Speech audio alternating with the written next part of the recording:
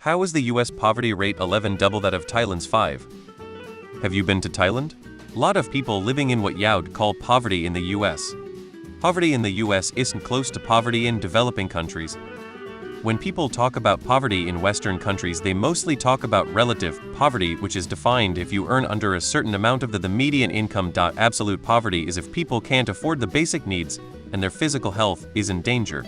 It's almost non-existent in Western countries. Poverty is defined differently. All depends on how poverty is defined. Here in the UK it is often defined as the poorest 20, so a fifth of the population is in poverty whatever happens. Different definitions. Different measurements of poverty. The poverty line in Thailand is measured at about $75 a month. In the USA it is 14,800 per year, or about 1,200 a month. Cost of living is drastically lower in Thailand, but they are still living in worse conditions than most of the poor in the USA.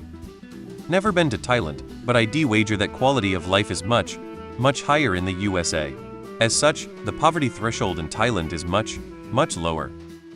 Poverty in the US is probably close to the average in Thailand. The US has the richest poor people in the world. In my travels abroad, the US is the only place where I've seen obese homeless people. The poor and homeless in other countries look like they're hungry. I think by the standards you are imagining, you'd find like 70 or more are impoverished in most developing countries. Maybe because it has over 4 times the population.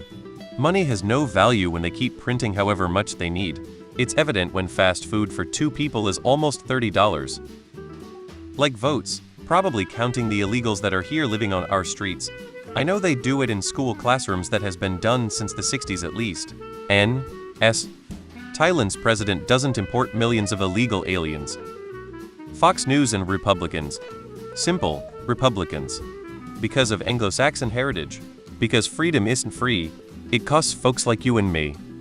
Thailand doesn't send all their money to Ukraine, which helps.